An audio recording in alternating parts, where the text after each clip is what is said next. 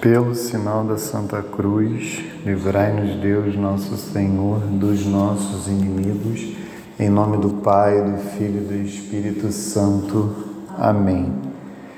Creio em Deus Pai Todo-Poderoso, Criador do céu e da terra, e em Jesus Cristo, seu único Filho, nosso Senhor, que foi concebido pelo poder do Espírito Santo, nasceu da Virgem Maria, padeceu sob Pôncio Pilatos, foi crucificado, morto e sepultado, desceu à mansão dos mortos, ressuscitou ao terceiro dia, subiu aos céus, está sentado à direita de Deus Pai Todo-Poderoso, de onde há de vir a julgar os vivos e os mortos.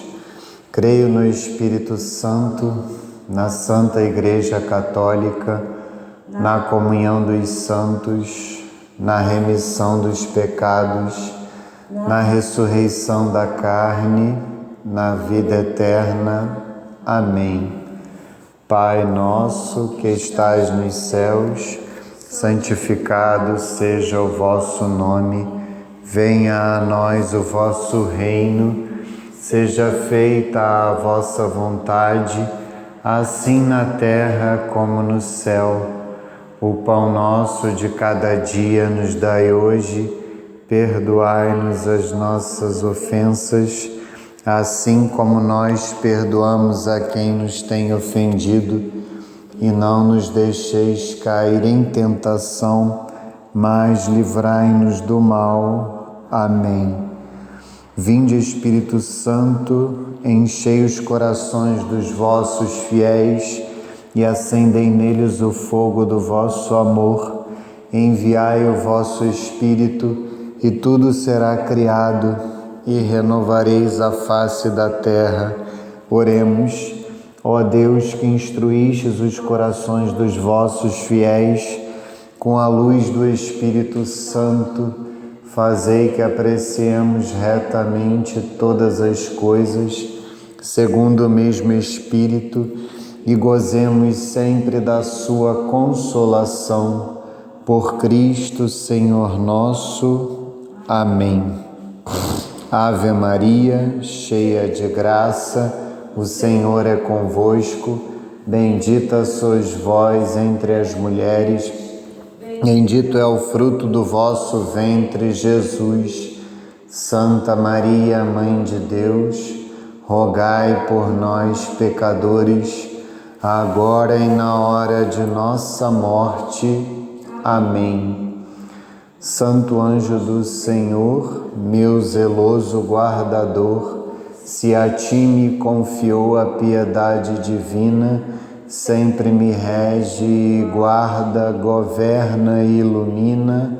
Amém.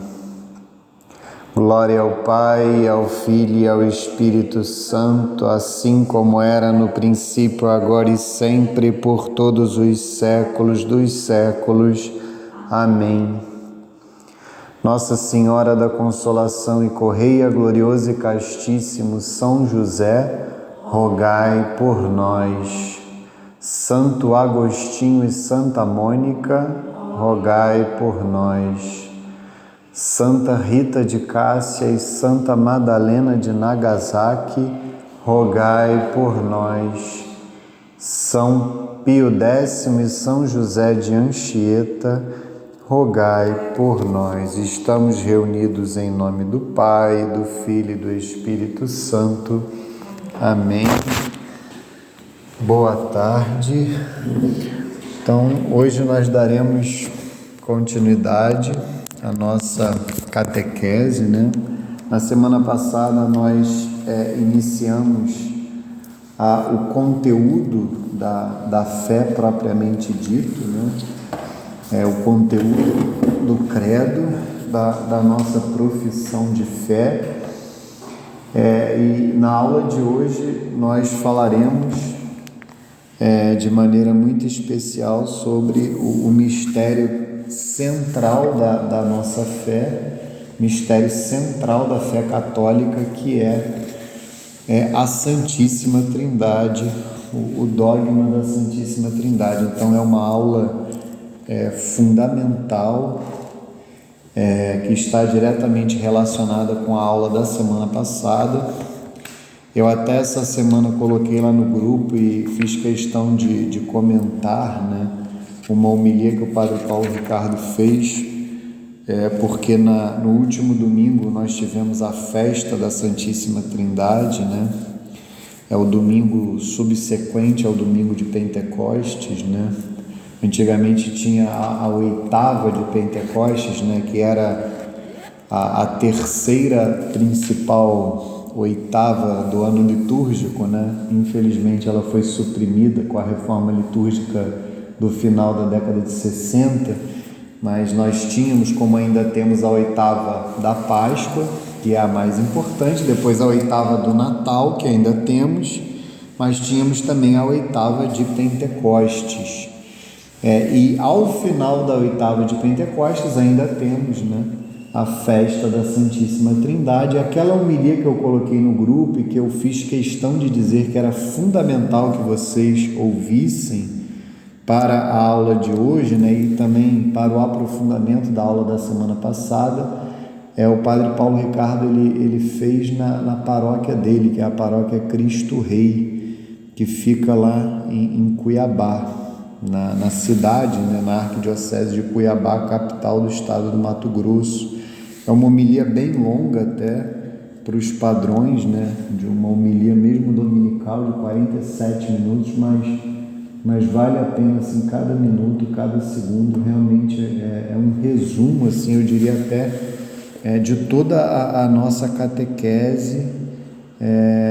Basta procurar nos vídeos, né, desta semana lá no YouTube do Padre Paulo Ricardo, especialmente na playlist que eu mandei lá das pregações seletas, que são justamente algumas pregações que o padre faz na paróquia, que a equipe coloca no YouTube, por isso que eles chamam de pregações seletas. Então vamos aqui ao compêndio, né? A aula de hoje, de maneira proposital, eu coloquei um número inferior, né, de perguntas, né, um número inferior de conteúdo, para que a gente possa, de fato, até ler o catecismo com calma e ler a Sagrada Escritura, porque realmente é uma aula importantíssima, é uma aula central. Então, nós leremos no compêndio das perguntas 44 a 49, tá? São realmente 5 perguntas, e também teremos algumas passagens que eu lerei no catecismo. O catecismo é dos parágrafos, é importantíssimo, como eu sempre falo, que vocês leiam em casa o catecismo, mas é dos parágrafos 232 até o parágrafo 267. Aqui na minha edição maior, né, em capa dura, que é uma edição recente que a CNBB fez, é das páginas 82 a 92. Vejam que são poucas páginas, né? São aproximadamente aí 10 páginas de conteúdo. Então é fundamental que em todas as aulas vocês reservem um tempo, né, para entre uma aula e outra, né, seja antes da aula, né? Antes não tem dado, porque eu tenho enviado, eu já prometi isso, né?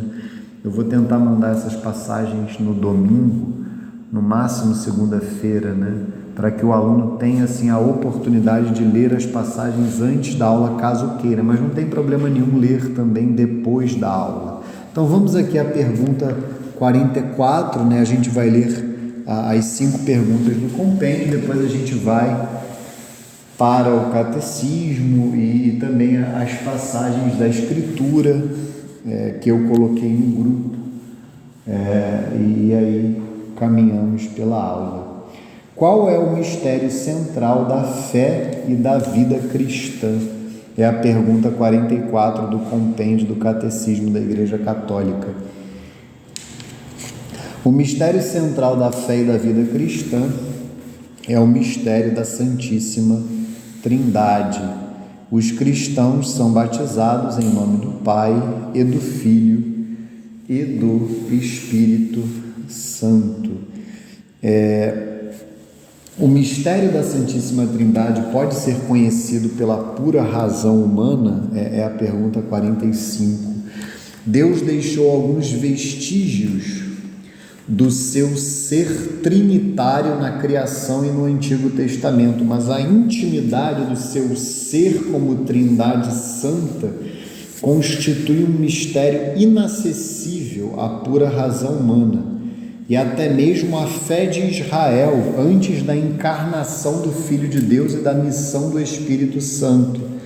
Esse mistério foi revelado por Jesus Cristo e é a fonte de todos os outros mistérios. Então, vejam que é um mistério central da fé e da vida cristã, da fé católica, né, e da vida católica. O mistério da Santíssima Trindade, o dogma, né, da Santíssima Trindade, o dogma trinitário, como a gente vai falar mais à frente na aula. Nós cremos em um Deus, né, no Deus verdadeiro, né, que é unitrino, Pai, Filho e Espírito Santo, e isso faz toda a diferença. Esse é o Deus verdadeiro, o Deus unitrino. Como eu tenho ressaltado aqui em todas as aulas até então, e ressaltarei provavelmente até o fim da catequese, Deus, ele é unitrino, um só Deus em três pessoas. Hoje nós compreenderemos melhor isto, e vejam que é um mistério central da nossa fé e da nossa vida, né? Como o Padre Paulo Ricardo falava naquela homilia, isso faz diferença na nossa vida. Não é simplesmente algo, isso aqui é algo que de fato nós não compreenderemos totalmente, é algo que está acima da nossa razão, como diz a pergunta 45, mas não é simplesmente algo, não está acima da nossa inteligência, nós devemos crer e pronto. Sim, o primeiro ato é a fé, né? O ato católico, né? A atitude católica é crer. Como diz Santo Agostinho, eu creio para compreender e compreendo para melhor crer. Eu creio para melhor compreender e compreendo para melhor crer. Mas o primeiro ato é a fé. Se a Igreja afirma e ensina que Deus é unitrino, eu creio. Mas isso faz toda a diferença na nossa vida espiritual, na nossa vida com Deus e, consequentemente, na nossa vida também com o próximo, na nossa vida neste mundo, na nossa existência. E por isso nós não podemos, de maneira alguma, equiparar a fé católica a qualquer outra religião. As demais religiões, elas são falsas porque não reconhecem a Santíssima Trindade. Esse é o ponto. Todas as outras religiões são falsas porque não reconhecem essa verdade, esse mistério central da fé católica, que Deus é unitrino. Isso vale para toda e qualquer falsa religião, com exceção, evidentemente, da única verdadeira religião, que é a fé católica. Isso vale até, sob um certo aspecto, para os protestantes, os anglicanos, para aqueles que se separaram da Santa Igreja, porque eles creem sim na Santíssima Trindade, sem dúvida alguma, mas infelizmente eles não creem na Igreja, eles não creem no corpo místico de nosso Senhor Jesus Cristo, que é a Santa Igreja Católica.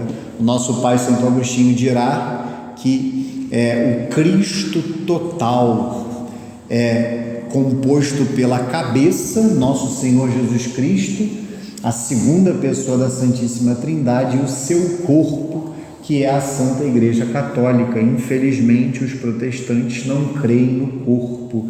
Por isso, de alguma maneira, sim, eles negam também o próprio mistério da Santíssima Trindade.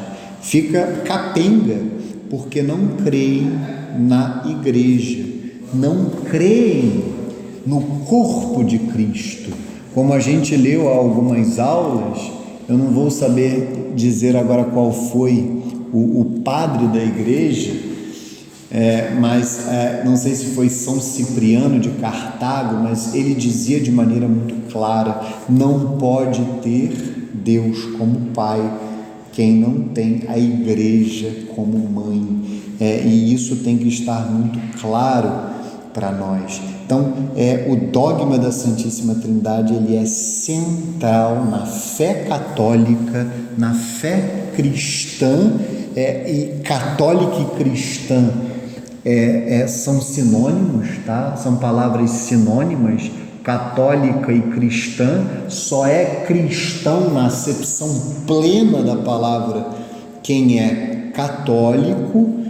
Por isso é que no catecismo essas duas palavras são utilizadas de maneira muito livre, e significam a mesma coisa, a mesmíssima coisa, católico e cristão. Esse é o mistério central da nossa fé e da nossa vida. É isso que nós precisamos compreender na aula de hoje. Há consequências práticas para a nossa vida, crer e conhecer e amar um Deus que é uno e trino. Então vamos aqui ao catecismo, né? Se nós olharmos ali no compêndio, estas duas perguntas dizem respeito aos parágrafos 232 a 237, que são justamente aqueles parágrafos iniciais do catecismo, né? Creio em Deus Pai, em nome do Pai, do Filho e do Espírito Santo. Os cristãos são batizados em nome do Pai e do Filho e do Espírito Santo. Mateus 28, versículo 19. Vejam que é algo que nosso Senhor Jesus Cristo determinou: ide e ensinai, né? Fazei discípulos em todas as nações, batizai-as em nome do Pai, do Filho e do Espírito Santo. Antes disso eles respondem: creio, a tríplice pergunta, que requer que confessem sua fé no Pai, no Filho e no Espírito Santo. A fé de todos os cristãos fundamenta-se na Trindade. É uma citação de São Cesário de Arles. Os cristãos são batizados em nome do Pai e do Filho e do Espírito Santo, e não nos nomes destes três, pois só existe um Deus, o Pai Todo-Poderoso, seu Filho único e o Espírito Santo, a Santíssima Trindade. Isso é muito importante. Aquela música, né? Por mais que, claro, quem cante em geral não tem a menor ideia disso, mas aquela música, ela é herética, né? Aquela música que nós muitas vezes cantamos na missa, né? Em nome do Pai, em nome do Filho, em nome do Espírito Santo. Por isso é que até fizeram uma versão corrigida, né? Retificada da música, né? Em nome do Pai e do Filho e do Espírito Santo. Você não pode falar em nome do Pai, em nome do Filho, em nome do Espírito Santo, porque é um só Deus em três pessoas, como está escrito aqui. Então aquela música, ela tem de fato ali uma heresia nela, né? A pessoa que compôs a música infelizmente não tinha uma compreensão correta da doutrina católica, né? Por isso é que é tão importante que as músicas litúrgicas, né?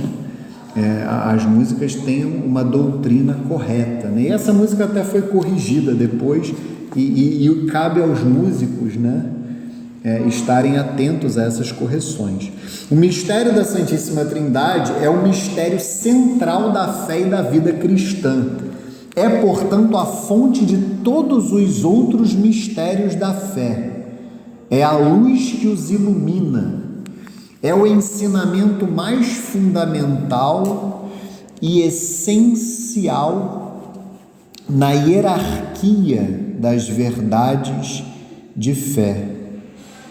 Toda a história da salvação é a história das vias e meios do revelar-se do Deus verdadeiro e único, Pai, Filho e Espírito Santo, o qual reconcilia e une a si aqueles que se afastam do pecado.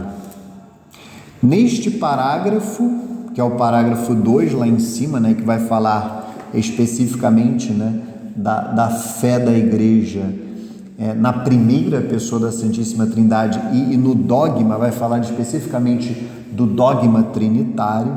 Neste parágrafo se exporá brevemente de que modo é revelado o mistério da Santíssima Trindade. De que maneira a Igreja formulou a doutrina da fé sobre este mistério. 2.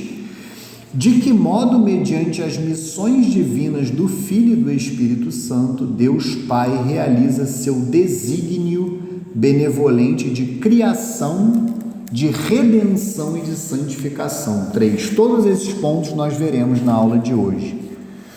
Os padres da Igreja distinguem entre a teologia e a oikonomia, que nós poderíamos chamar também de economia.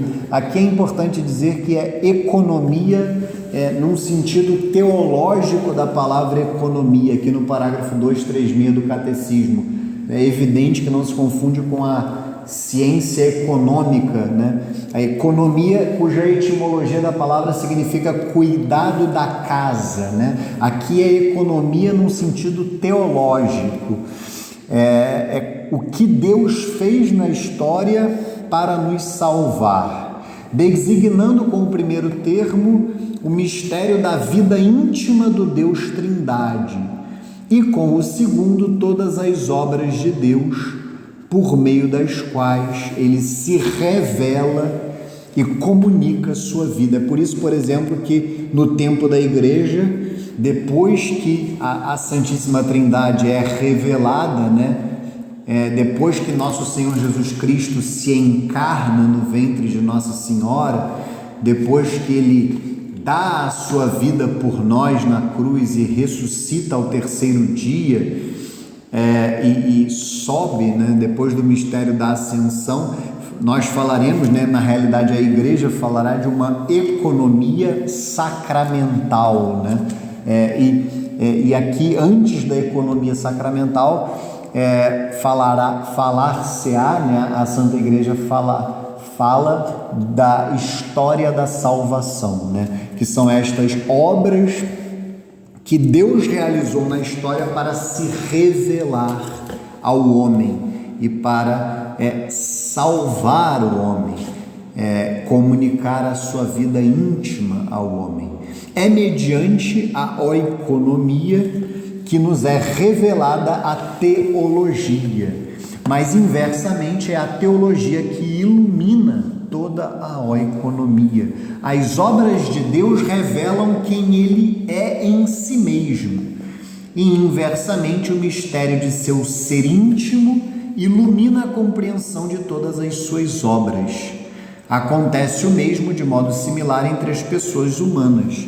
A pessoa mostra-se em seu agir. Quanto melhor conhecermos uma pessoa, tanto melhor compreenderemos seu agir.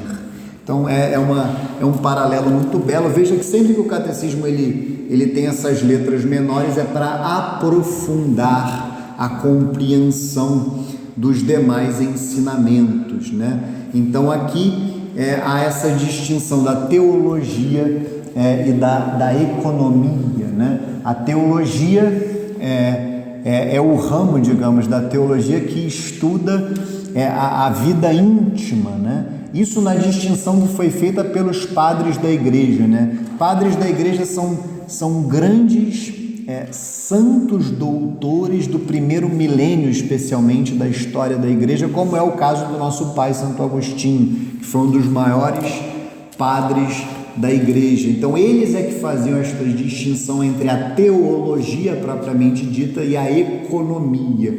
A teologia que direcionava o seu olhar mais propriamente para o mistério de Deus em si mesmo, para a vida íntima de Deus e a economia, né? A economia que num sentido teológico diz respeito às obras de Deus, ao agir de Deus na história.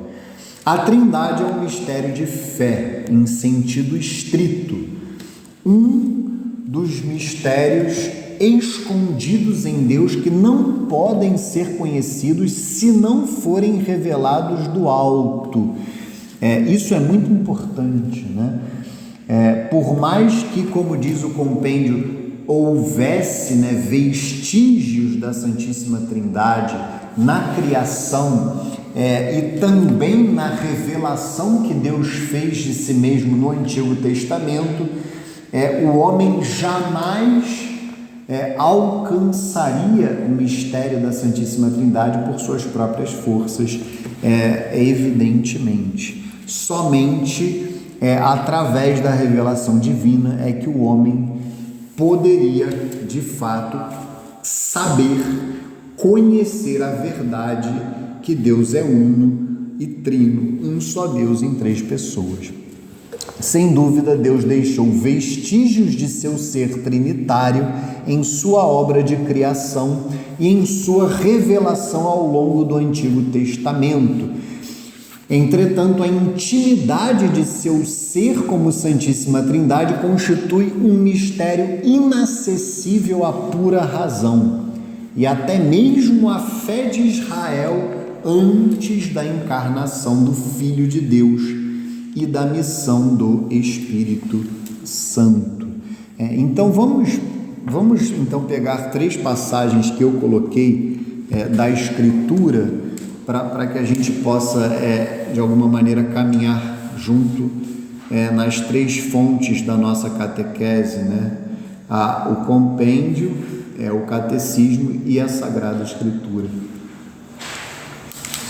A primeira passagem é o prólogo do Evangelho de São João, porque ele já vai iluminar, né, essa aula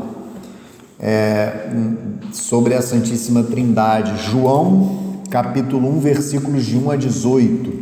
Vejam como São João aqui, ele também, ele fará essa, sem dizer, né, mas ele fará essa distinção da teologia com a economia, né? Ele vai falar da vida íntima de Deus e também falará das obras de Deus. No princípio era o Verbo, e o Verbo estava junto de Deus, e o Verbo era Deus.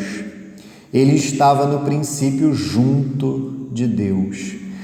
Tudo foi feito por ele, e sem ele nada foi feito. Nele havia vida, e a vida era a luz dos homens. A luz resplandece nas trevas, e as trevas não a compreenderam. Houve um homem enviado por Deus que se chamava João. Este veio como testemunha, para dar testemunho da luz, a fim de que todos crescem por meio dele. Não era ele a luz, mas veio para dar testemunho da luz. O Verbo era a verdadeira luz que, vindo ao mundo, ilumina todo homem. Estava no mundo, e o mundo foi feito por ele, e o mundo não o reconheceu. Veio para o que era seu, mas os seus não o receberam. Mas a todos aqueles que o receberam, aos que creem no seu nome, deu-lhes o poder de se tornarem filhos de Deus, os quais não nasceram do sangue, nem da vontade da carne, nem da vontade do homem, mas sim de Deus. E o Verbo se fez carne e habitou entre nós, e vimos sua glória, a glória que o Filho único recebe do seu Pai, cheio de graça e de verdade. João dá testemunho dele e exclama: eis aquele de quem eu disse, O que vem depois de mim é maior do que eu, porque existia antes de mim. Todos nós recebemos da sua plenitude, graça sobre graça, pois a lei foi dada por Moisés, a graça e a verdade vieram por Jesus Cristo. Ninguém jamais viu Deus. O Filho único que está no seio do Pai foi quem o revelou. Então vejam aqui de maneira muito clara, tanto o início quanto o final do prólogo falam claramente que o Verbo estava junto de Deus, o Verbo era Deus, ou o Verbo é Deus. E ao final, o Filho único que está no seio do Pai. Ninguém jamais viu Deus. O Filho único que está no seio do Pai foi quem o revelou. A gente vai falar disso daqui a pouquinho.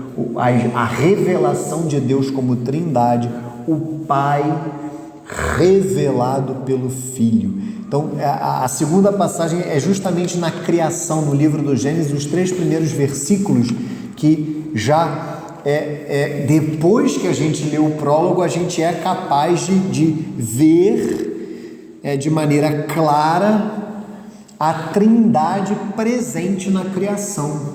Então, lá no livro do Gênesis, no capítulo 1, versículos de 1 a 3, os primeiros 3 versículos da Escritura, Gênesis capítulo 1, versículos de 1 a 3, a gente já, depois de ter a fé, depois de recebermos o anúncio do Evangelho, nós somos capazes de encontrar a Trindade na criação de maneira mais clara.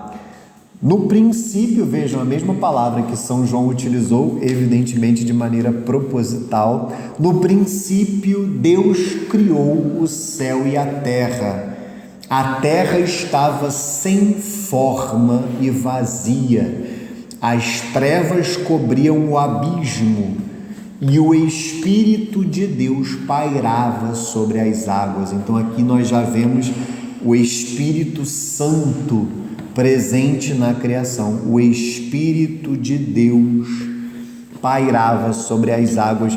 E o Verbo também, no versículo 3, Deus disse: faça-se a luz, e a luz foi feita. O Verbo cria, como disse, tudo foi feito por ele. Deus disse, o Pai, no caso, o Pai disse: faça-se a luz, e a luz foi feita. Então, tanto o Verbo eterno do Pai, o Verbo se fez carne e habitou entre nós. Então, o Verbo eterno do Pai, como o Espírito Santo, presentes na criação, presentes, evidentemente, desde toda a eternidade, e aí nós entenderemos, de que modo Deus é uno e trino. Então voltemos aqui ao compêndio, na pergunta 46. O que Jesus Cristo nos revela do mistério do Pai, entendamos que no Antigo Testamento Deus se revelou ao homem. Nós já vimos isso em diversas etapas, houve a revelação divina, mas é nosso Senhor Jesus Cristo que revela o Pai e se revela como Filho. Então é em nosso Senhor Jesus Cristo que o homem conhece Deus como Pai e, consequentemente, conhece o Filho. Então, conhece em nosso Senhor Jesus Cristo as duas pessoas, né? As duas primeiras pessoas da Santíssima Trindade, o Pai e o Filho em um primeiro momento, e é claro que depois será também revelado o Espírito Santo. O Espírito Santo será revelado por nosso Senhor Jesus Cristo e pelo Pai. Então vamos à pergunta 46. O que Jesus Cristo nos revela do mistério do Pai? Jesus Cristo nos revela que Deus é Pai, não somente porque é Criador do universo e do homem, mas sobretudo porque gera eternamente em seu seio o Filho, que é o seu Verbo, resplendor da glória do Pai, expressão de seu ser. Essa expressão que está entre aspas, né? Resplendor da glória do Pai, expressão de seu ser, está na carta de São Paulo aos Hebreus, né? Capítulo 1, versículo 3. Só um parênteses, né? A carta aos Hebreus, ela não tem o autor conhecido, né? Então, tradicionalmente, a Igreja sempre atribuiu a autoria da carta aos Hebreus a São Paulo. Hoje, o mais comum é que se fale o autor da carta aos Hebreus, mas não há nada, absolutamente nada, que impeça alguém de continuar a atribuir a autoria a São Paulo. Então eu prefiro continuar, né, como a Igreja sempre fez, a atribuir a autoria da carta a São Paulo, já que até hoje simplesmente se retirou de São Paulo a autoria e não se atribuiu a autoria a mais ninguém. Então eu prefiro manter, né, a prática tradicional e atribuir a autoria da carta aos Hebreus a São Paulo, né? Então vejam que é uma expressão belíssima da carta de São Paulo aos Hebreus: resplendor da glória do Pai, expressão de seu ser. Então é algo muito evidente. Nosso Senhor Jesus Cristo se revela como Filho e revela o Pai. Naturalmente, né? Se Deus é Pai, Ele tem um Filho. Se Deus é Pai eterno, Ele tem um Filho eterno. E isso é muito importante. No Antigo Testamento, já era, em alguma medida, relativamente comum que os homens chamassem Deus de Pai, mas num sentido muito diferente, num sentido metafórico, simbólico. Deus era Pai porque era, como está escrito aqui na resposta à pergunta 46, Pai porque Criador, porque era a origem do nosso ser, e também porque providente, né? É como um pai de família, né? que nos cria, nos sustenta. Então, os homens, né, do povo de Deus, né, os homens que tinham fé, de alguma maneira, tinham por hábito, de uma maneira simbólica, metafórica, chamar Deus de Pai, nesse sentido, como o Criador, como aquele que sustentava, que era um Pai providente. Mas esse sentido que nosso Senhor Jesus Cristo dá é muito superior a isso, e é o sentido real, é o sentido verdadeiro. Ele revela Deus como Pai eterno e se revela como Filho eterno. Evidentemente, se há um Pai eterno, evidentemente é porque há um Filho eterno. Ele é o Filho que é gerado pelo Pai na eternidade, e o Pai eterno que gera o Filho na eternidade. Isso é claro, antes de todos os séculos, antes da história, antes da criação do universo, antes da criação do céu e da terra. Então, esta na pessoa de nosso Senhor Jesus Cristo, a revelação do Pai, e o princípio da revelação da Santíssima Trindade. E a pergunta 47 vai dar continuidade a isso, ao falar da revelação do Espírito Santo por nosso Senhor Jesus Cristo. Quem é o Espírito Santo revelado a nós por Jesus Cristo? É a terceira pessoa da Santíssima Trindade. É Deus, uno e igual ao Pai e ao Filho. Ele procede do Pai, João 15, 26, o qual, princípio sem princípio, é a origem de toda a vida trinitária. E procede também do Filho, filioque, pelo dom eterno que o Pai faz ao Filho, enviado pelo Pai e pelo Filho, encarnado, o Espírito Santo conduz a Igreja ao conhecimento da verdade plena. João 16, 13. Então vamos aqui ao catecismo da Igreja Católica, porque aí nós vamos aprofundar esta revelação de Deus como Trindade. Aí é na história, como o Padre Paulo Ricardo falou naquela homilia maravilhosa, isto não é uma fórmula matemática, né? O dogma trinitário ele não é uma fórmula matemática, é algo que aconteceu na história. O Filho revela o Pai na história e se revela como Filho na história. O Pai revelado pelo Filho. A invocação de Deus como Pai é conhecida em muitas religiões. A divindade é muitas vezes considerada Pai dos deuses e dos homens.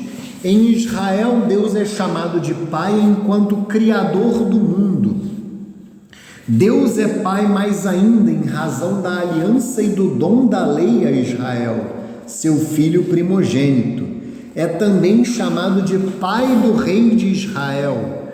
Muito particularmente, ele é o Pai dos pobres, do órfão e da viúva, que estão sob sua proteção de amor.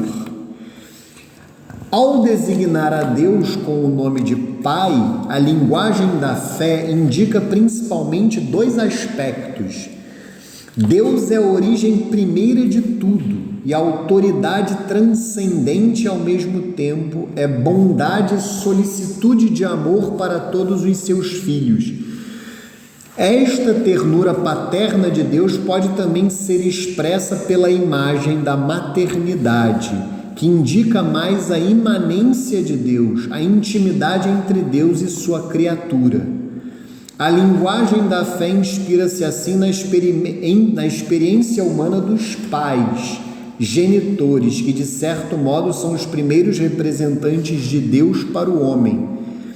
Entretanto, esta experiência humana ensina também que os pais humanos são falíveis e que podem desfigurar o rosto da paternidade e da maternidade. Convém então lembrar que Deus transcende a distinção humana dos sexos. Ele não é nem homem nem mulher, é Deus. Transcende também a paternidade e a maternidade humanas, embora o tendo como origem e modelo. Ninguém é pai como Deus o é. Então, vejam que tudo isso que foi falado até agora são realidades simbólicas, metafóricas, que são encontradas até nas falsas religiões e também na revelação provisória do Antigo Testamento. Mas aqui vem o diferencial, a partir do parágrafo 240, da revelação do Pai por nosso Senhor Jesus Cristo. Jesus revelou que Deus é Pai num sentido inaudito. Não o é somente enquanto Criador, mas é eternamente Pai em relação a seu Filho único, que só é eternamente Filho em relação a seu Pai. Ninguém conhece o Filho senão o Pai, e ninguém conhece o Pai senão o Filho, e aquele a quem o Filho quiser revelar. Evangelho de São Mateus, capítulo 11, versículo 27. Por isso os apóstolos confessam Jesus como o Verbo, que no princípio estava junto de Deus e que era Deus. João 1, versículo 1. Como a imagem do Deus invisível. Carta de São Paulo aos Colossenses, capítulo 1, versículo 15. Como o resplendor da glória do Pai, a expressão do seu ser. Carta de São Paulo aos Hebreus, capítulo 1, versículo 3. Na continuidade deles, seguindo a tradição apostólica, a Igreja, no ano de 325, no primeiro concílio ecumênico de Nicéia, confessou que o Filho é consubstancial ao Pai, isto é, um só Deus com Ele. O segundo concílio ecumênico, reunido em Constantinopla, em 381, conservou esta expressão em sua formulação do Credo de Nicéia e confessou o Filho único de Deus, gerado do Pai, antes de todos os séculos, luz da luz, Deus verdadeiro de Deus verdadeiro, gerado, não criado, consubstancial ao Pai. Isso está no símbolo, como nós vimos na última aula, no Credo niceno-constantinopolitano, porque ele é fruto destes dois concílios, os dois primeiros concílios ecumênicos da história da Igreja, o concílio de Nicéia, ambos realizados no século IV, o primeiro de Nicéia em 325, o segundo de Constantinopla em 381, símbolo niceno-constantinopolitano. Aquela sigla lá embaixo, DS, é porque é um documento chamado Denzinger-Schanmetzer, que é um compêndio de documentos da Igreja. Ele não traz a íntegra dos documentos, mas ele traz resumos de documentos importantíssimos da história da Igreja. Aí vem as iniciais, Denzinger-Schanmetzer, 150 é o parágrafo do Denzinger, onde está o credo niceno-constantinopolitano. E aí depois vem a revelação do Espírito Santo pelo Pai e pelo Filho, O Pai e o Filho revelam o Espírito Santo. Antes de sua Páscoa, Jesus anuncia o envio de outro Paráclito, defensor, advogado, o Espírito Santo.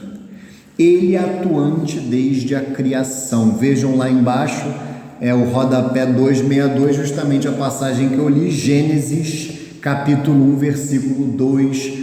O Espírito de Deus pairava sobre as águas, a passagem que eu acabei de ler, mas também aquilo que nós rezamos no Credo niceno-constantinopolitano, ele que falou pelos profetas. É o rodapé 263, porque está no Credo. Está agora junto dos discípulos e presente neles, para ensiná-los e conduzi-los à verdade plena. É a passagem que a gente vai ler daqui a pouco, Evangelho de São João, capítulo 16, versículo 13. Assim, o Espírito Santo é revelado como outra pessoa divina em relação a Jesus e ao Pai. A origem eterna do Espírito revela-se em sua missão temporal. O Espírito Santo é enviado aos apóstolos e à Igreja, tanto pelo Pai, em nome do Filho, como pelo Filho em pessoa, depois de seu retorno para junto do Pai. O envio da pessoa do Espírito após a glorificação de Jesus revela em plenitude o mistério da Santíssima Trindade.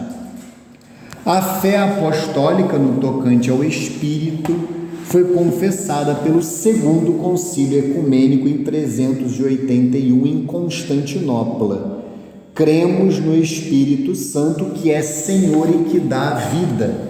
Ele procede do Pai. Com isso, a Igreja reconhece o Pai como a fonte e a origem de toda a divindade. A origem eterna do Espírito Santo não deixa, porém, de estar vinculada do Filho. O Espírito Santo, que é a terceira pessoa da Trindade, é Deus, uno e igual ao Pai e ao Filho, da mesma substância e também da mesma natureza. Contudo, não se diz que ele é somente o Espírito do Pai, mas ao mesmo tempo o Espírito do Pai e do Filho. Vejam que, se vocês olharem o rodapé lá, 11º Concílio de Toledo, ano 675. Vejam que é um assunto que a Igreja ela não define simplesmente no século IV, é um assunto que ela tem que definir novamente no século VII, no 11º Concílio de Toledo, porque as pessoas não entendem a delicadeza, a complexidade do assunto. É um assunto realmente complexo, que a Igreja precisa definir com muito cuidado, e a verdade da nossa fé que nós temos que guardar com muito zelo. O credo da Igreja do Concílio de Constantinopla confessa: com o Pai e o Filho ele recebe a mesma adoração e a mesma glória. Com o Pai e o Filho é adorado e glorificado, ele que falou pelos profetas. A tradição latina do credo, aqui vem um detalhe importantíssimo: o cisma dos ortodoxos também decorre dessa questão que nós leremos aqui no parágrafo 246. O cisma da Igreja Ortodoxa, né? O cisma de uma parte da Igreja Oriental decorre dessa questão do filioque, o Espírito que procede do Pai e do Filho. Nós cremos assim com a Igreja Universal. Infelizmente, os ortodoxos se obstinaram no seu erro, dentre outras questões históricas complexas, e algumas dioceses, algumas igrejas decidiram se separar da Igreja Universal. A tradição latina do credo confessa que o Espírito procede do Pai e do Filho, filioque. O Concílio de Florença, em 1438, explicita: o Espírito Santo, vejam, no século XV, o Espírito Santo tem sua essência e seu ser subsistente ao mesmo tempo do Pai e do Filho, e procede eternamente de ambos, como de um só princípio, por uma única inspiração. Uma vez que tudo o que é do Pai, o Pai mesmo deu a seu Filho único ao gerá-lo, excetuado seu ser de Pai, esta própria procedência do Espírito Santo a partir do Filho, ele a tem eternamente de seu Pai, que o gerou eternamente. Isso também está no Denzinger Schanmetzer, lá embaixo, nos parágrafos 1300, 1301. É um documento que a gente encontra, eu tenho na minha casa, por exemplo. Isso nós encontramos, por exemplo, em livrarias como a Paulinas. Então não é um documento que está só no arquivo secreto do Vaticano. Isso é fácil de encontrar. Quem quiser ter em casa, inclusive, vale a pena, porque não é tão caro assim. Você vai gastar um pouquinho mais, talvez uns 100, uns 200 reais, mas você vai ter ali um documento que vai mostrar ao longo de toda a história da Igreja frações, assim, citações de concílios como essa importantíssima, que explica por que nós afirmamos que o Espírito Santo procede do Pai e do Filho, e não apenas procede do Pai, como afirmam os ortodoxos. Vejam aqui então no parágrafo 247 e no 248, em letras menores, o cuidado do catecismo de explicar o cisma ortodoxo a partir também dessa questão. A afirmação do filioque não figurava no símbolo professado em 381, em Constantinopla. No entanto, com base em uma antiga tradição latina e alexandrina, o Papa São Leão Magno, já o havia confessado dogmaticamente em 447, ou seja, no século V, antes que Roma conhecesse e recebesse em 451 no Concílio de Calcedônia, o símbolo de 381. O uso desta fórmula no credo foi sendo admitido pouco a pouco na liturgia latina entre os séculos VIII e XI. Todavia, a introdução pela liturgia latina do Filioque no símbolo niceno-constantinopolitano constitui ainda hoje um ponto de discórdia em relação às igrejas ortodoxas. A tradição oriental põe em relevo, antes de tudo, a origem primeira do Pai em relação ao Espírito. Ao confessar que o Espírito procede do Pai, João 15, 26, ela afirma que o Espírito procede do Pai pelo Filho. Vejam que é um detalhe bem sutil. Procede do Pai pelo Filho. A tradição ocidental põe em relevo primeiro a comunhão substancial entre o Pai e o Filho, afirmando que o Espírito procede do Pai e do Filho. Filioque. Ela o afirma de forma legítima e racional, pois a ordem eterna das pessoas divinas em sua comunhão substancial implica não só que o Pai seja a origem primeira do Espírito, enquanto princípio sem princípio, mas também enquanto Pai do Filho único, que seja com ele o único princípio do qual procede o Espírito Santo. Esta legítima complementaridade, se não for radicalizada, não afeta a identidade da fé na realidade do mesmo mistério confessado. Vejam que a própria igreja, de alguma maneira, abre os braços para que os ortodoxos voltem para casa, porque o grande problema não é essa questão teológica delicadíssima e que realmente tem aqui uma sutileza que é até difícil de compreender. Nós teríamos aqui que ler várias vezes para compreendermos profundamente a sutileza teológica dessa questão. Não é fácil, mas o grande problema dos ortodoxos é o cisma. É quando eles se afastam do sucessor de São Pedro, que é o Santo Padre, o Papa, e permanecem, como se uma diocese, mal comparando, é como se uma diocese se revoltasse, como se Dom Orani, aqui o cardeal, Dom Orani João Tempesta, muito mal comparando, porque no caso as igrejas ortodoxas são países inteiros, né? Tem a igreja ortodoxa da Rússia, tem a igreja ortodoxa, por exemplo, se eu não me engano, da Grécia. Então é como se uma nação inteira se separasse da igreja universal. O grande problema não é propriamente o debate teológico, porque são questões muitas vezes sutis, mas o grande problema é a rebeldia, é o cisma, é a atitude cismática. Isso a gente vai estudar mais na moral, na terceira parte do catecismo, quando nós falarmos do pecado contra o primeiro mandamento, que é amar a Deus sobre todas as coisas, mais propriamente a virtude teologal da fé. Um dos pecados contra a virtude teologal da fé, ao lado da heresia e da apostasia, é o cisma, que é justamente romper com o sucessor de São Pedro, o Santo Padre, o Papa, que é o que fizeram os ortodoxos no século XI. E infelizmente até hoje eles estão em situação de cisma.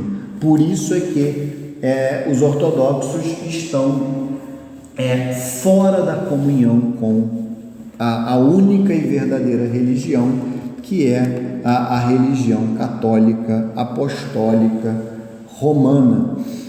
Então vamos aqui rapidamente à Escritura, porque aí é que a gente vai poder entrar no dogma da Santíssima Trindade. Vamos ler algumas passagens que foram citadas, inclusive, nessas partes do Catecismo. Primeiro, no Evangelho de São Mateus, o batismo de nosso Senhor Jesus Cristo, Mateus capítulo 3, versículos 13 a 17, a gente vai ver a revelação. Perdão, antes de Mateus, vamos no Evangelho de Lucas, de São Lucas, na encarnação. Por mais que aqui não haja a revelação da Trindade, aqui nós perceberemos o Filho, a segunda pessoa da Santíssima Trindade, que entra na história. De alguma forma aqui é uma revelação da Trindade à Nossa Senhora, não ao mundo, mas à Nossa Senhora sim. Lucas 1, versículos 26 a 38, aquela passagem conhecidíssima da anunciação do anjo à Nossa Senhora. Lucas 1, versículos 26 a 38. No 6º mês, o anjo Gabriel foi enviado por Deus a uma cidade da Galiléia chamada Nazaré, a uma virgem desposada com um homem que se chamava José, da casa de Davi, e o nome da virgem era Maria. Entrando, o anjo disse-lhe: Ave cheia de graça, o Senhor é contigo. Perturbou-se ela com essas palavras e pôs-se a pensar no que significaria semelhante saudação. O anjo disse-lhe: Não temas, Maria, eis, pois encontraste graça diante de Deus. Eis que conceberás e darás à luz um filho, e lhe porás o nome de Jesus. Ele será grande e será chamado Filho do Altíssimo, e o Senhor Deus lhe dará o trono de seu pai Davi, e reinará eternamente na casa de Jacó, e o seu reino não terá fim. Maria perguntou ao anjo: Como se fará isso, pois não conheço o homem? Respondeu-lhe o anjo: O Espírito Santo descerá sobre ti, e a força do Altíssimo te envolverá com a sua sombra. Por isso, o ente santo que nascer de ti será chamado Filho de Deus. Também Isabel, tua parenta, até ela concebeu um filho na sua velhice, e já está no 6º mês aquela que é tida por estéril, porque a Deus nenhuma coisa é impossível. Então disse Maria: Eis aqui a escrava do Senhor, faça-se em mim segundo a tua palavra. E o anjo afastou-se dela. Então aqui, de alguma maneira, a Trindade ela é revelada pelo anjo Gabriel, por São Gabriel Arcanjo, a Nossa Senhora, né? O Filho e o Espírito Santo são revelados a Nossa Senhora. E no Evangelho de São Mateus, aí é o limiar, né? O início da vida pública de nosso Senhor Jesus Cristo. Nós já encontramos Mateus 3, versículos 13 a 17, aqui nós já encontramos a revelação da Santíssima Trindade. Há uma certa dúvida se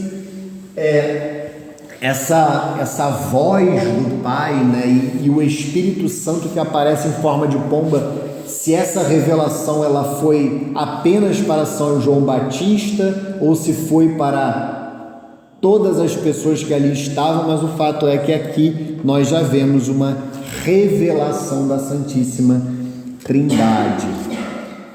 Da Galiléia foi Jesus ao Jordão ter com João a fim de ser batizado por ele. João recusava-se: Eu devo ser batizado por ti, e tu vens a mim? Mas Jesus lhe respondeu: Deixa por agora, pois convém cumpramos a justiça completa. Então João cedeu. Depois que Jesus foi batizado, saiu logo da água. Eis que os céus se abriram e viu descer sobre ele em forma de pomba o Espírito de Deus.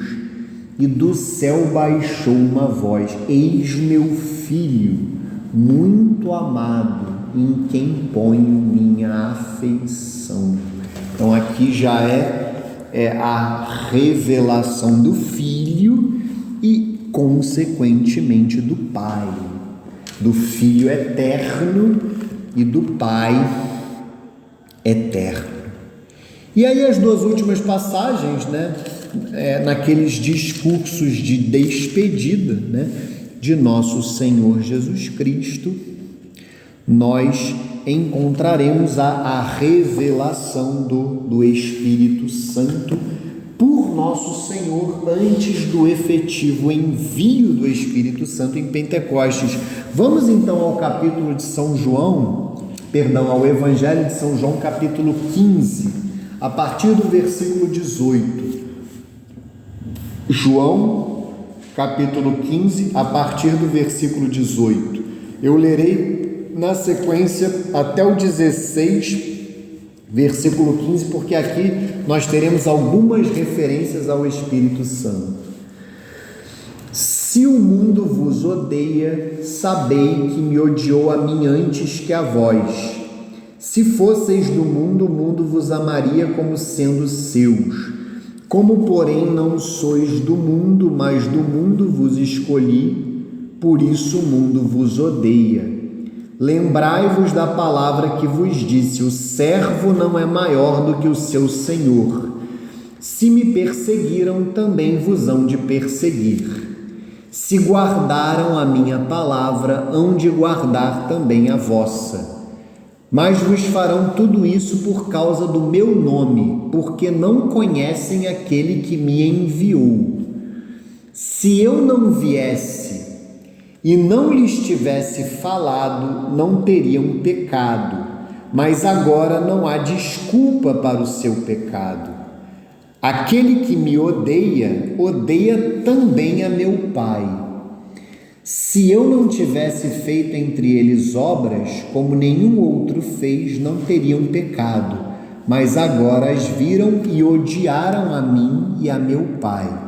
Mas foi para que se cumpra a palavra que está escrita na sua lei: odiaram-me sem motivo. Salmo 34, 19, Salmo 68, versículo 5.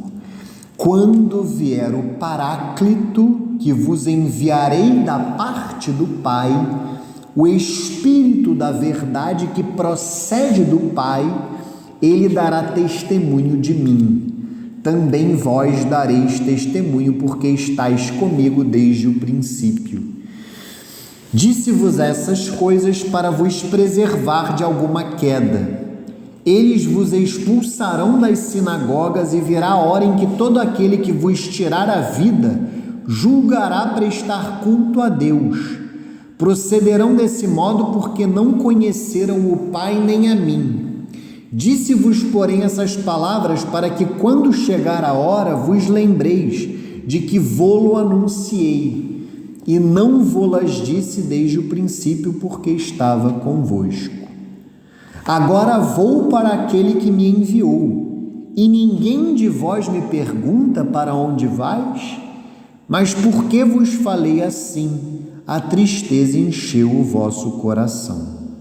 Entretanto, digo-vos a verdade, convém a vós que eu vá, porque se eu não for, o Paráclito não virá a vós, mas se eu for, vô-lo enviarei, e quando ele vier, convencerá o mundo a respeito do pecado, da justiça e do juízo. Convencerá o mundo a respeito do pecado que consiste em não crer em mim. Ele o convencerá a respeito da justiça, porque eu me vou para junto do meu Pai, e vós já não me vereis.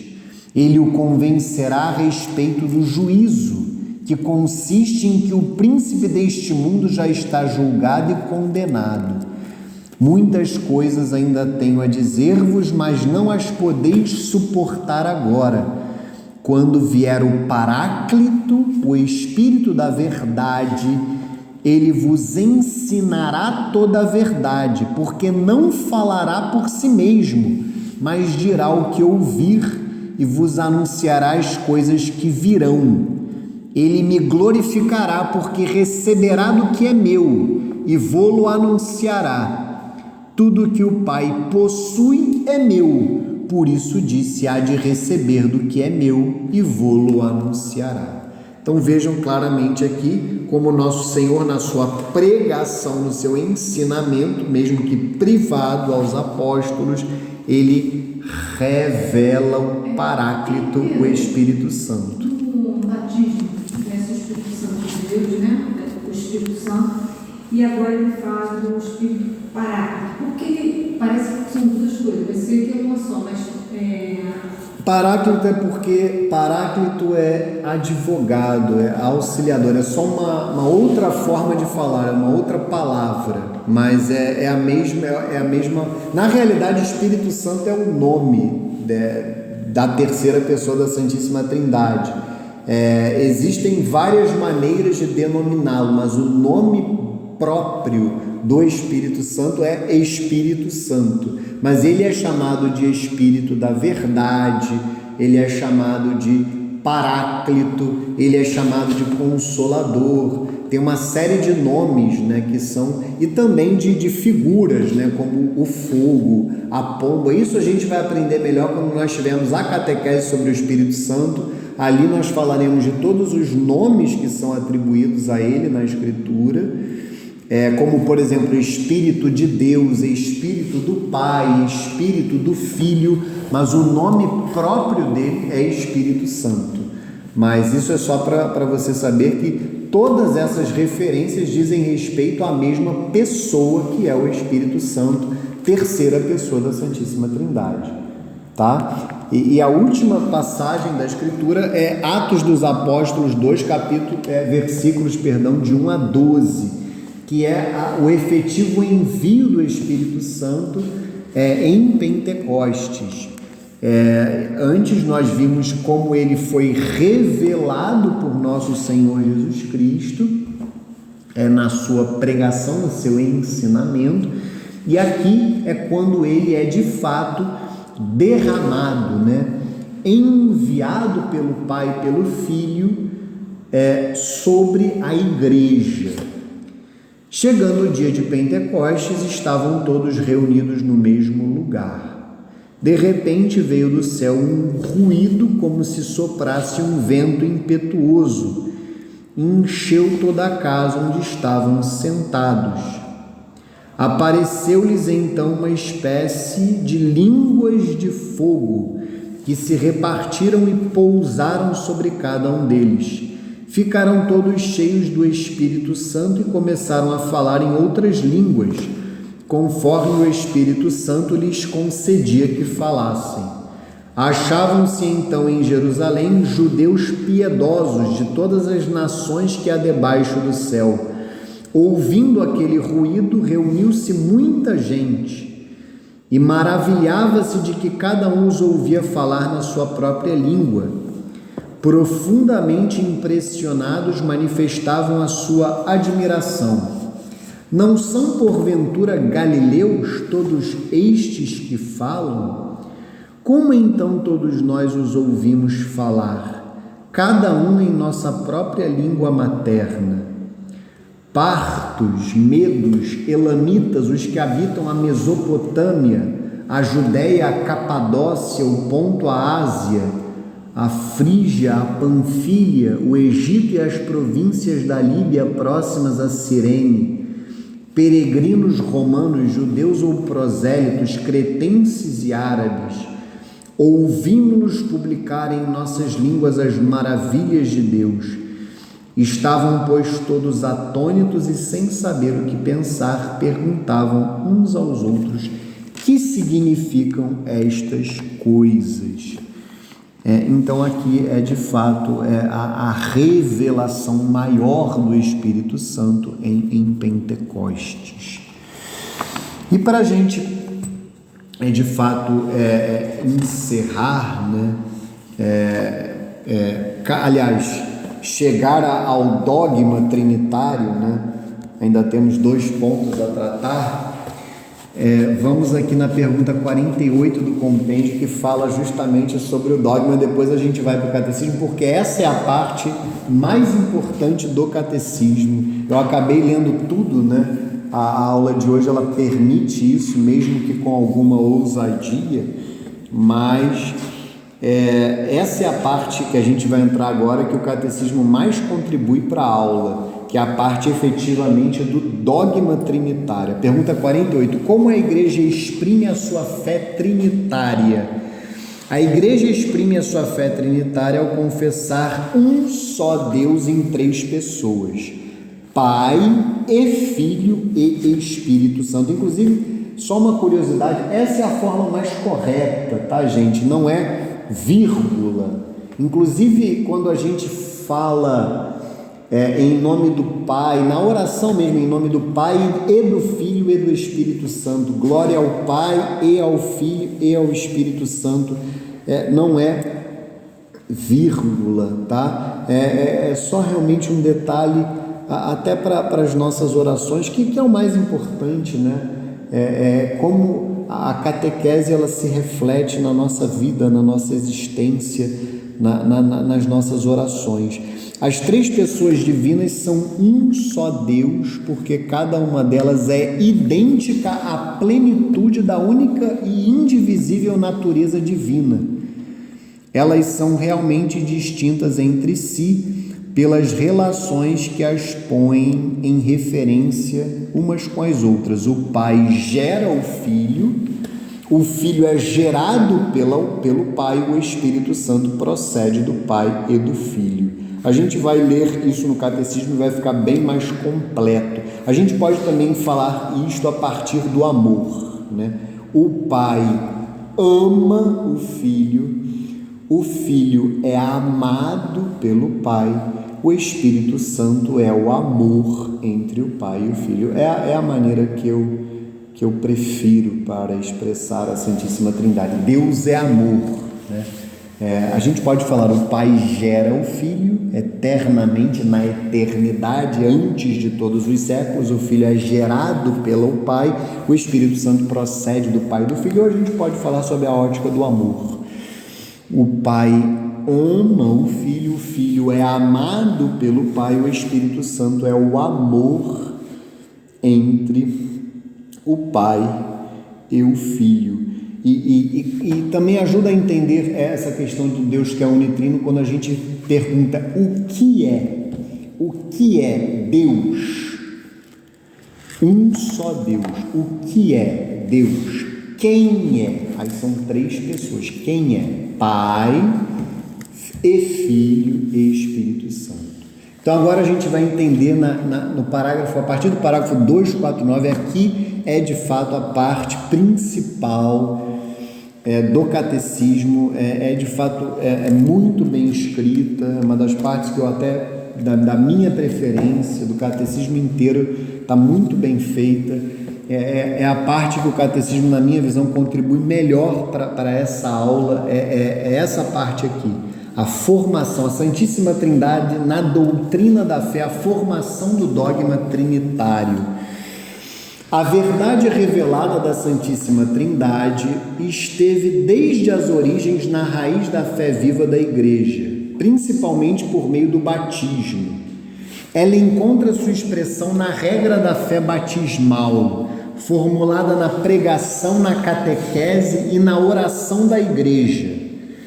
Tais formulações já se encontram nos escritos apostólicos, como na seguinte saudação retomada na liturgia eucarística. Isso é da segunda carta de São Paulo aos Coríntios, né? Primeira e segunda, na realidade. A graça do Senhor Jesus Cristo, o amor de Deus e a comunhão do Espírito Santo estejam com todos vós. Isso é muito comum, que na Santa Missa, né? A Santa Missa seja iniciada com essa saudação. No decurso dos primeiros séculos, a Igreja procurou formular mais explicitamente sua fé trinitária, tanto para aprofundar sua própria compreensão da fé, como para defendê-la de erros que a estavam deformando. Isso foi obra dos concílios antigos, ajudados pelo trabalho teológico dos padres da Igreja e apoiados pelo senso da fé do povo cristão. Para a formulação do dogma da Trindade, a Igreja teve de desenvolver uma terminologia própria, recorrendo a noções de origem filosófica, substância, pessoa ou hipóstase, que é hipóstase é pessoa em grego, relação e etc. Ao fazer isso, não submeteu à fé uma sabedoria humana, mas imprimiu sentido novo, inaudito a esses termos, chamados a significar a partir daí também um mistério inefável. Inefável significa indizível, que nós somos incapazes de expressar. Por isso é que a Igreja, na sua infinita sabedoria que é dada pelo Espírito Santo de Deus, ela tomou emprestado da filosofia esses termos para expressar o dogma da Trindade, da Santíssima Trindade, que supera infinitamente tudo que nós podemos compreender dentro do limite humano. Uma citação de um documento do Papa Paulo VI. A Igreja utiliza o termo substância, às vezes também traduzido por essência ou por natureza, para designar o ser divino em sua unidade.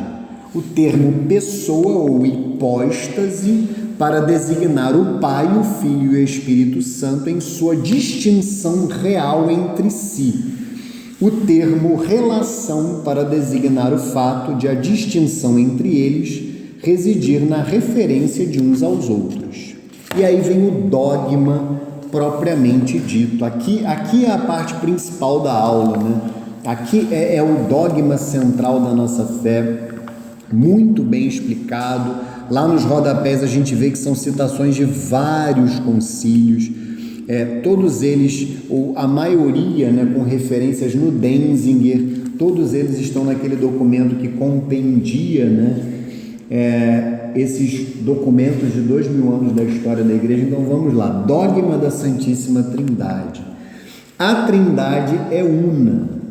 Não professamos 3 deuses, mas um só Deus em 3 pessoas. A Trindade consubstancial, segundo o Concílio de Constantinopla, ano 553.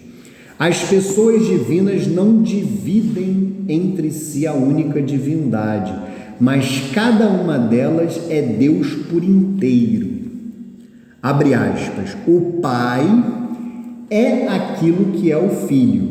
O Filho é aquilo que é o Pai. O Espírito Santo é aquilo que são o Pai e o Filho. Isto é, um só Deus por natureza. 11º Concílio de Toledo, ano 675. Cada uma das 3 pessoas é esta realidade, isto é, a substância, a essência ou a natureza divina. 4º Concílio de Latrão, ano 1215. As pessoas divinas são realmente distintas entre si, abre aspas. Deus é único, mas não solitário. Isso aqui, se eu não me engano, é algo relacionado ao Papa São Damaso, por isso é que está no... Deixa eu só avisar para ela que eu já vou retornar, porque senão ela vai continuar ligando. Deixa eu só avisar ela que eu vou retornar depois da aula. Retomou agora. Pronto. Então, vamos lá. Então, esse Fides Damaso, se eu não me engano, é algo relacionado ao pontificado do Papa São Damaso, que foi inclusive o Papa que pediu para São Jerônimo, que é um padre da Igreja, para que ele traduzisse a Bíblia para o latim, que é a chamada Vulgata, tá? Então, vamos lá. As pessoas divinas são realmente distintas entre si. Deus é único, mas não solitário. Pai, Filho e Espírito Santo não são simplesmente nomes que designam modalidades do ser divino, pois são realmente distintos entre si. Aquele que é o Pai não é o Filho, e aquele que é o Filho não é o Pai. Nem o Espírito Santo é aquele que é o Pai ou o Filho. Essa é uma citação, mais uma vez, do 11º Concílio de Toledo. São distintos entre si por suas relações de origem. É o Pai que gera ou que ama, o Filho que é gerado ou que é amado, o Espírito Santo que procede. No caso, a gente pode dizer o Espírito Santo é o amor entre o Pai e o Filho. Quarto Concílio de Latrão, ano de 1215. A unidade divina é trina. E aí o parágrafo 255. As pessoas divinas são relativas umas às outras. Por não dividir a unidade divina, a distinção real das pessoas entre si reside unicamente nas relações que as referem umas às outras. Nos nomes relativos das pessoas, o Pai é referido ao Filho.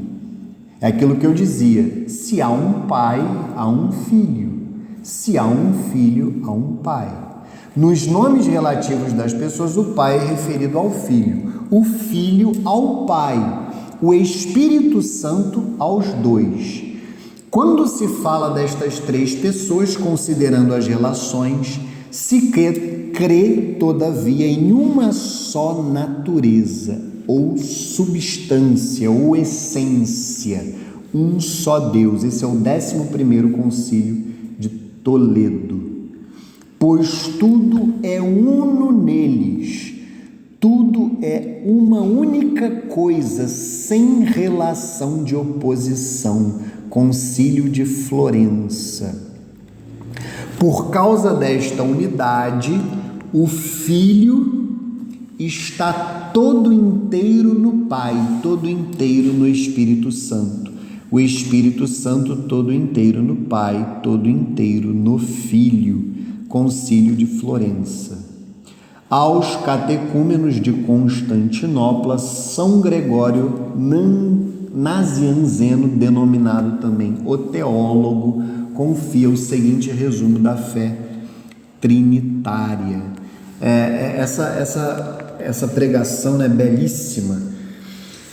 São Gregório Nazianzeno, inclusive, ele participou ativamente, como o padre Paulo Ricardo, inclusive, falou essa semana, ele era um dos 3 padres chamados de padres capadócios, né, junto com São Basílio Magno e São Gregório de Nissa. E veja que maravilha, ele iria batizar, crismar e dar a primeira comunhão a esses catecúmenos, né, que são aqueles que não são batizados, né? Catecúmeno na etimologia significa aquele que escuta, mas sacramentalmente significa aquele que não é batizado. Vejam que pregação espetacular que a Igreja traz no catecismo desse grande padre da Igreja aos catecúmenos de Constantinopla. Abre aspas. Antes de todas as coisas, conservai-me este bom depósito da fé, pelo qual vivo e combato, com o qual quero morrer, que me faz suportar todos os males e desprezar todos os prazeres. Refiro-me à profissão de fé no Pai, no Filho e no Espírito Santo. Eu hoje a confio a vós. É por ela que daqui a pouco vou mergulhar-vos na água e vos tirar dela. Eu a dou a vós como companheira e dona de toda a vossa vida. Dou-vos uma só divindade e poder, que existe una nos 3 e que contém os 3 de maneira distinta. Divindade sem diferença de substância ou de natureza, sem grau superior que eleve ou grau inferior que rebaixe. A infinita connaturalidade é de 3 infinitos.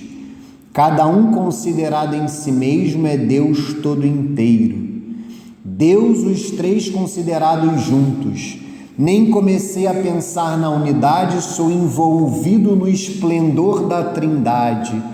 Nem comecei a distinguir a Trindade, sou reconduzido à unidade.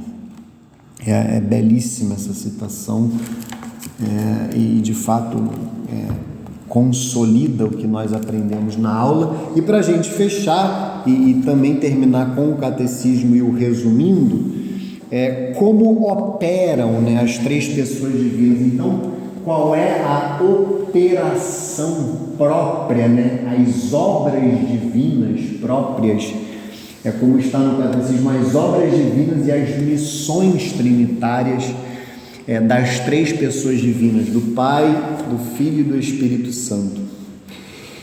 Inseparáveis na sua única substância, as pessoas divinas são inseparáveis também em suas operações.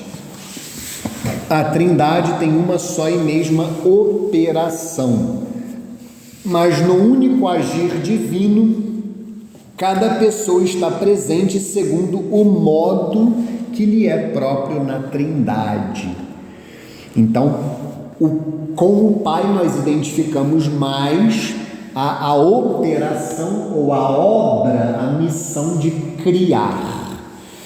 Com o Filho nós identificamos mais a obra de salvar. E com o Espírito Santo nós identificamos mais a obra de santificar, por mais que os três hajam juntos, tanto que na criação nós vimos que o Filho e o Espírito Santo estavam presentes. E aí tem uma citação espetacular que vai estar completa no catecismo, da bem-aventurada, se eu não me engano está completa no catecismo, da bem-aventurada Elizabeth da Trindade, que o Padre Paulo também cita essa semana. Era uma santa carmelita, contemporânea de Santa Teresinha do Menino Jesus, mas não estava no mesmo Carmelo, né? Santa Teresinha estava no Carmelo de Lisieux e Santa Elizabeth da Trindade no Carmelo de Dijon, mas ambas na França. E ela tem ela tinha assim uma consciência e também toda uma profundidade na questão da inabitação da Trindade, a presença da Trindade dentro de nós, no mais profundo de nossas almas. E aqui tem uma citação belíssima dela: ó meu Deus, Trindade que adoro, pacifica a minha alma, faz dela o teu céu, a tua morada amada e o lugar do teu repouso, que eu não te deixe jamais só, mas que eu esteja ali toda inteira, completamente vigilante na minha fé, toda adoradora, toda entregue à tua ação criadora.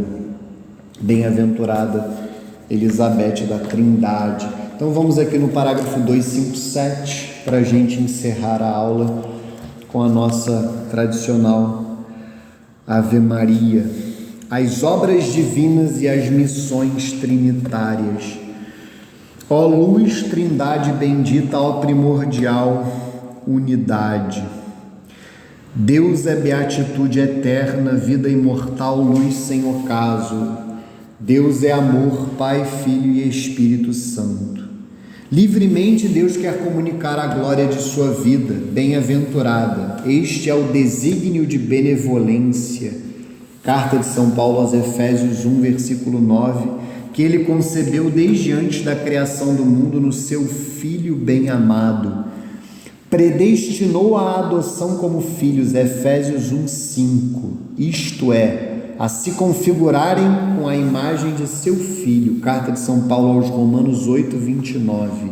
Graças ao Espírito que por adoção vos torna filhos. Romanos 8, 5.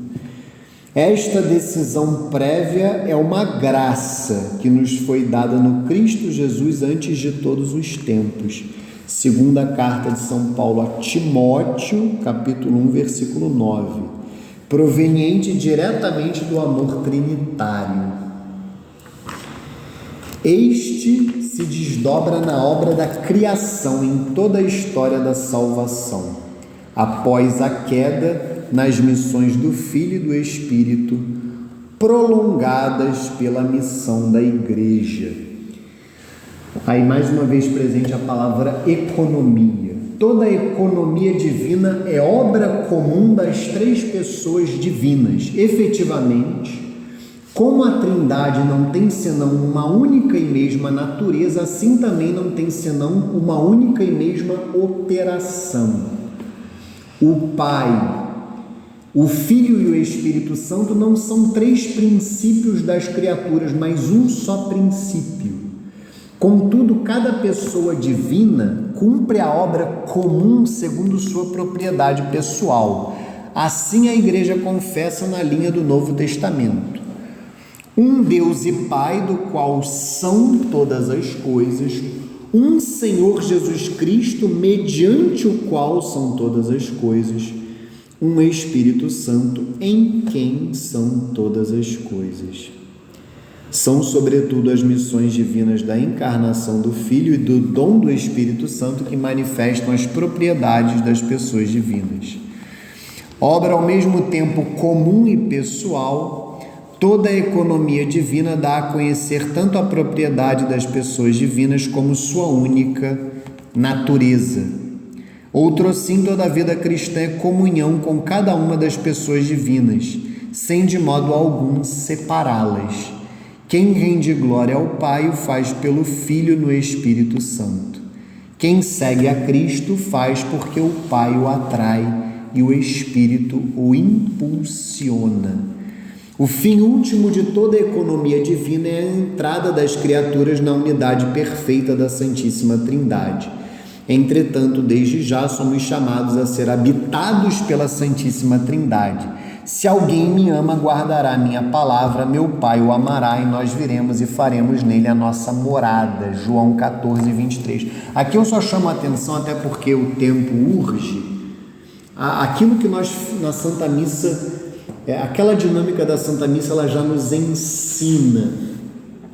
Vejam que as orações da Santa Missa, elas são uma verdadeira catequese. O padre que age em persona Christi, na pessoa de Cristo, na Santa Missa ele se dirige ao Pai, na pessoa de Cristo, e no final o que ele diz? Por nosso Senhor Jesus Cristo, por exemplo, na oração da coleta, em várias outras orações, na unidade do Espírito Santo. Então, aquilo que o Padre Paulo fala na homilia da Trindade, que eu mandei para vocês. Nós somos batizados e através do Espírito Santo no batismo nós nos tornamos membros do corpo de Cristo, que é a Igreja. Então, o mistério da Santíssima Trindade deve também mudar a nossa vida nesse sentido. Pelo Espírito Santo, nós nos unimos ao corpo de Cristo e amamos o Pai com este amor que é o Espírito Santo. E também, evidentemente, amamos o Filho, o Espírito Santo, a nós mesmos e ao próximo, com esse amor que não é nosso. E daí vem a santidade, né? A santidade vem deste amor, desta caridade de Deus que habita em nós. E aí vem a citação completa de Santa Elizabeth da Trindade, o resumindo, e a gente fecha a aula. Abre aspas para Santa Elizabeth da Trindade. Ó meu Deus, Trindade que adoro, ajudai-me a esquecer inteiramente de mim, para afirmar-me em vós, imóvel e pacífica, como se a minha alma já estivesse na eternidade. Que nada consiga perturbar a minha paz, nem fazer-me sair de vós. Ó meu imutável, mas que cada minuto me leve mais longe na profundidade do vosso mistério. Pacificai a minha alma, fazei dela o vosso céu, vossa amada morada e o lugar do vosso repouso, que nela eu nunca vos deixe só, mas que eu esteja aí toda inteira, completamente vigilante na minha fé, toda adorante, toda entregue à vossa ação criadora. É de fato belíssima essa oração e que mostra como essa aula deve nos levar a crer na Trindade que habita as nossas almas. E aí, o resumindo para a gente consolidar os ensinamentos que recebemos. O mistério da Santíssima Trindade é o mistério central da fé e da vida cristã. Só Deus nos pode dar a conhecê-lo, revelando-se como Pai, Filho e Espírito Santo. A encarnação do Filho de Deus revela que Deus é o Pai eterno e que o Filho é consubstancial ao Pai, isto é, que ele é no Pai e com o Pai o mesmo Deus único. A missão do Espírito Santo, enviado pelo Pai em nome do Filho e pelo Filho que procede do Pai, João 15, 26, revela que o Espírito é com eles o mesmo Deus único, com o Pai e o Filho é adorado e glorificado. O Espírito Santo procede do Pai como fonte primeira e pela doação eterna deste ao Filho procede do Pai e do Filho em comunhão. Pela graça do batismo em nome do Pai, do Filho e do Espírito Santo, Mateus 28, 19, somos chamados a compartilhar da vida da Santíssima Trindade aqui na terra, na obscuridade da fé e para além da morte, na luz eterna. Vos pouparei do meu latim. A fé católica é esta: que veneremos o único Deus na Trindade e a Trindade na unidade, não confundindo as pessoas nem separando a substância, pois uma é a pessoa do Pai, outra a do Filho, outra a do Espírito Santo, mas uma só é a divindade do Pai, do Filho e do Espírito Santo, igual à glória, coeterna à majestade. Essa é uma citação de um dos credos mais antigos da história da igreja, se vocês olharem lá no rodapé, que é este símbolo quicunque. Ele, inclusive, se eu não me engano, ele foi composto por Santo Atanásio, se eu não me engano, mas eu posso estar muito enganado, mas ele é bem antigo, este credo, este símbolo quicunque, ou ele é do tempo de Santo Atanásio. Inseparáveis naquilo que são, da mesma forma são naquilo que fazem. Na única operação divina, no entanto, cada uma delas manifesta o que lhe é próprio na Trindade, sobretudo nas missões divinas da encarnação do Filho e do dom do Espírito Santo. Tá? Então, na próxima aula, nós falaremos então da onipotência divina. Deus, ele é todo poderoso, e também já entraremos nas catequeses importantíssimas sobre a criação, que serão aí, imagino que umas 3 catequeses, tá bom? Vamos então rezar para nós concluirmos a aula de hoje. Em nome do Pai, do Filho e do Espírito Santo. Amém. Ave Maria, cheia de graça, o Senhor é convosco. Bendita sois vós entre as mulheres, bendito é o fruto do vosso ventre, Jesus. Santa Maria, Mãe de Deus, rogai por nós, pecadores, agora e na hora de nossa morte. Amém. Glória ao Pai, ao Filho e ao Espírito Santo, assim como era no princípio, agora e sempre, por todos os séculos dos séculos. Amém.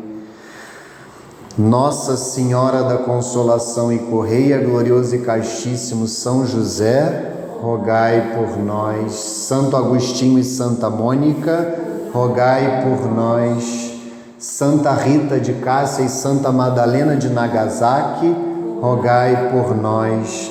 São Pio X e São José de Anchieta, rogai por nós. Em nome do Pai, do Filho e do Espírito Santo. Amém. Até a próxima aula. Fiquem com Deus.